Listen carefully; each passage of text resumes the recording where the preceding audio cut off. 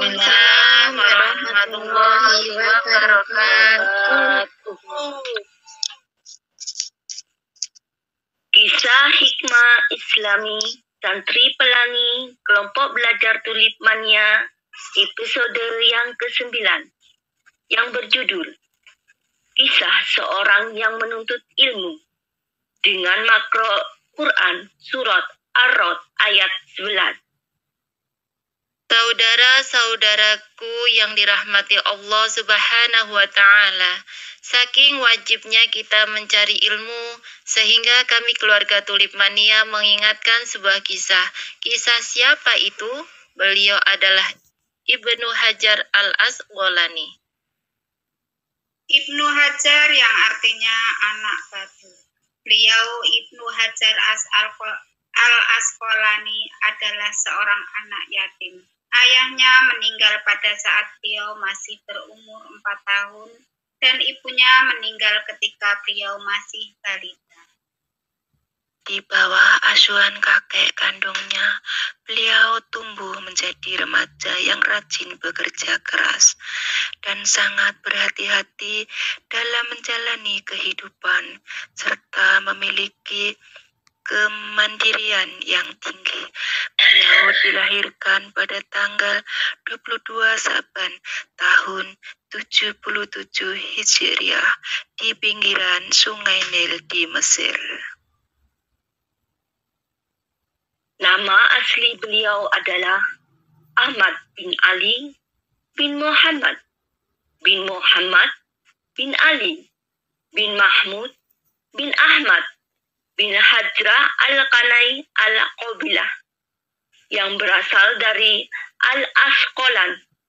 Namun ia lebih masyhur dengan julukan Ibnu Hajar al-Asqalani. Ibnu Hajar berarti anak batu. Sementara Al-Asqalani adalah nisbat kepada Asqalan, sebuah kota yang masuk dalam wilayah Palestina dekat Gaza. Suatu ketika, saat beliau masih belajar di pesantren, ia terkenal sebagai murid yang rajin. Namun, ia juga dikenal sebagai murid yang bodoh, selalu tertinggal jauh dengan teman-temannya. Bahkan sering lupa dengan pelajaran-pelajaran yang telah diajarkan oleh gurunya di pesantren, yang membuatnya patah semangat dan frustasi. Di tengah-tengah perjalanan pulang, dalam keadaan kegundahan hatinya, meninggalkan sekolahannya. Hujan pun turun dengan sangat lebatnya, memaksa dirinya untuk berteduh di dalam sebuah gua. Seketika berada di dalam gua, pandangannya tertuju pada sebuah tetesan air yang menetes. Sedikit demi sedikit, lalu jatuh melubangi sebuah batu. Ia pun terkejut.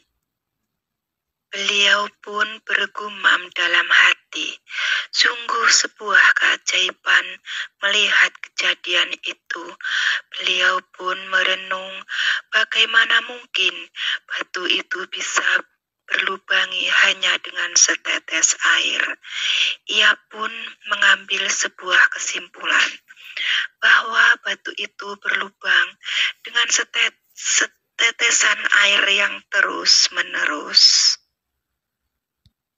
Dari peristiwa itu, seketika ia tersadar bahwa betapapun kerasnya sesuatu, jika ia diasah terus-menerus, maka ia akan menjadi lunak. Batu yang keras saja bisa terlubangi oleh tetesan air. Apalagi kepala saya yang tidak menyerupai kerasnya batu. Jadi, kepala saya pasti bisa menyerap segala pelajaran jika dibarengi dengan ketekunan rajin dan sabar. Sejak saat itu, semangatnya pun tumbuh. Lalu beliau kembali ke pesantrennya dan menemui gurunya dan menceritakan peristiwa baru saja yang dialami. Melihat semangat tinggi yang terpancar di jiwa beliau, gurunya pun berkenan menerimanya kembali untuk menjadi murid di pesantrennya itu. Sejak saat itu, perubahan pun terjadi dalam diri Ibnu Hajar. Beliau menjadi murid yang cerdas dan melampaui teman-temannya yang telah menjadi para ulama besar. Dan ia pun tumbuh menjadi ulama tersohor dan memiliki banyak karangan. Dalam karangan kitab-kitab yang terkenal di zaman kita sekarang ini.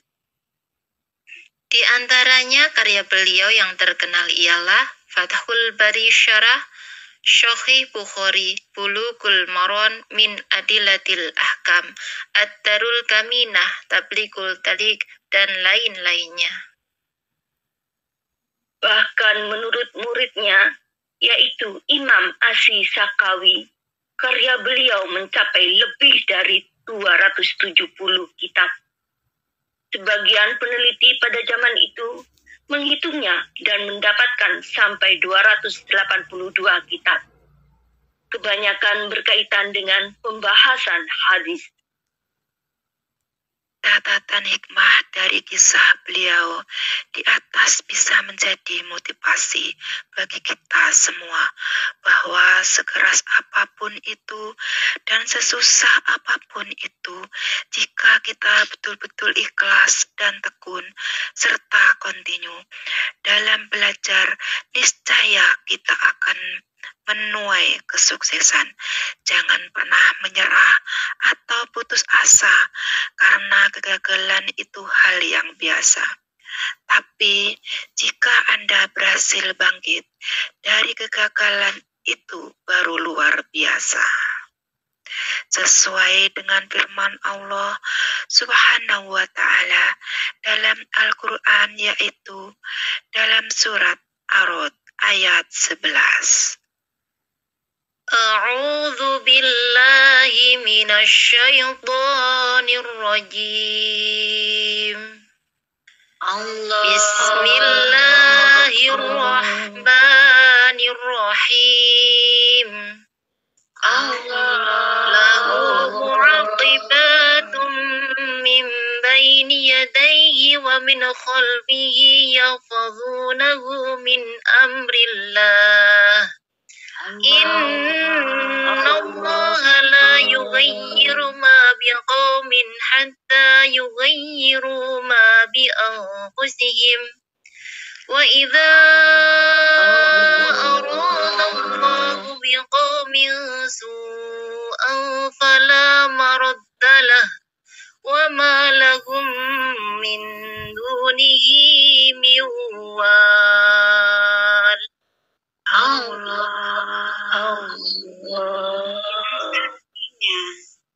Bagi manusia ada malaikat-malaikat yang selalu mengikutinya, mengiringi bergiliran di muka dan di belakangnya.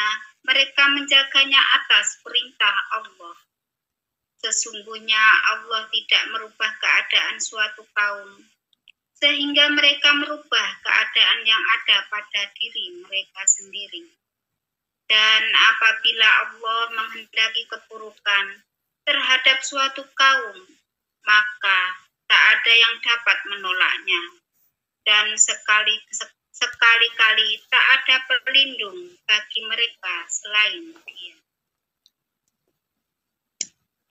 Jadi, inti dari surat Ar-Ra'd ayat 11 ini adalah, sesungguhnya Allah tidak merubah keadaan suatu kaum sampai Ia sendirilah yang merubah keadaan yang ada pada diri mereka sendiri.